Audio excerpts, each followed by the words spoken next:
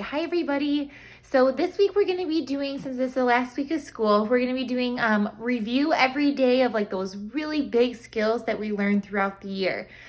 So today's going to be reviewing rounding to the nearest 10. Tomorrow's going to be rounding to the nearest 100. Then we're going to do some multiplication review, some division review, and fraction review. So those big things, those big topics for math that we worked on throughout the whole year. Last week of school, we're just going to do little mini review sessions so that they're fresh in your brain for over the summer and for fourth grade. Okay, my little setup that I usually have is not working with my camera. It keeps falling off. So I'm going to hold it. So today we're going to be focusing on rounding to the nearest 10. So over here I have our rounding, and today, we're going to focus on nearest 10. All right. So what we need to remember about focusing on when we're learning about rounding to the nearest 10 is that the one spot is going to be the most important number for us to look at to see. It tells us if we can round up or round down. Okay, so we're just gonna review this with doing an example. So I'm gonna write the number 34. And we have to round 34 to the nearest 10. So it's just saying which 10 is 34 closest to. So if you remember, we used to do this using our vertical number lines. And 34, okay, well, I see 30 is definitely my low 10. And then 34 must be between 30 and the other 10. The high 10 is 40. Okay, so then we know right in the middle would be 35, and so we're not quite at 35 yet. We're at 34, so 34 is about right here. Okay, so we can see using the vertical number line that it's closer to 30 than it is to 40, because we know 35 is right in the middle of 30 and 40, and 34 is just a little under that, so we know it is closer to 30. But if we want to do it our quick way, we know, okay, we're rounding to the nearest 10. So my one spot is the spot that I want to look at. And I always like to say, does it have the magic or does it have the power to change this 3 into a 4? Okay, so this is 34. Our rule is 4 or less, round down. 5 or more, round up.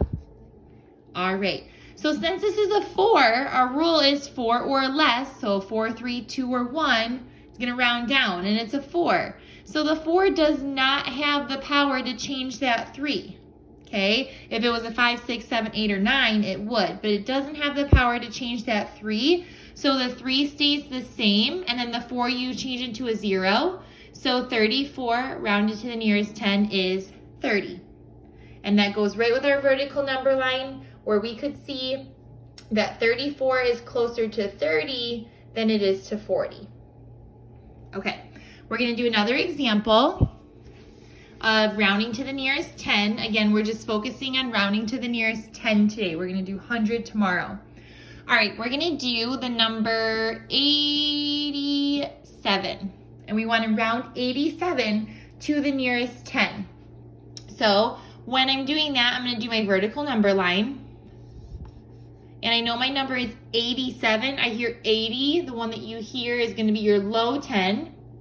And then 90 is the next 10. So 87 must be between 80 and 90. And I know right in between 80 and 90, right in the middle is 85. And I know 87 is more than 85. So I'm already thinking that I might know which 10 it's closest to. I'm thinking that we're going to be rounding it up to 90, but I'm going to do it my fast trick way too. So I know nearest 10, the number that we want to focus on is always in the ones place. So the number that we're focusing on is 7, because 7's in the ones place. So same thing with our rule. I erased it. 4 or less, round down. 5 or more, round So 5 or more round up. 7 is more than 5. So 5 or more, 7 is the or more, we round up. So that means 7 does have the power to change 8 to the next 10. So it has the power to turn that 8 into a 9, and then you always make that one a 0. So 87 rounded to the nearest 10 is 90. Okay? You can do this when the number is bigger than just a 2-digit number. You can do that when a 3-digit number, 4-digit number, you can go on forever. So let's say our number was 529.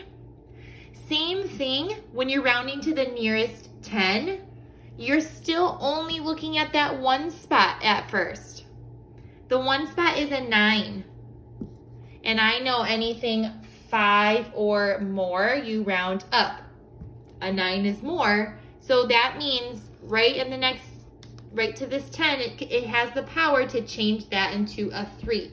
So 5 stays the same, but now our 2 becomes a 3 and our 9 becomes a 0. So 530 is the nearest 10. All right. So the next page has 3 numbers for you to practice rounding to the nearest 10.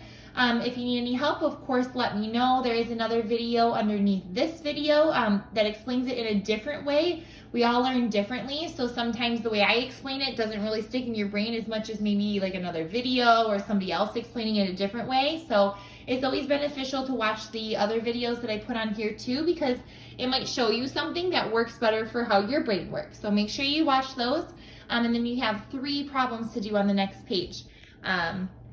And then tomorrow we'll continue with rounding to the nearest 100.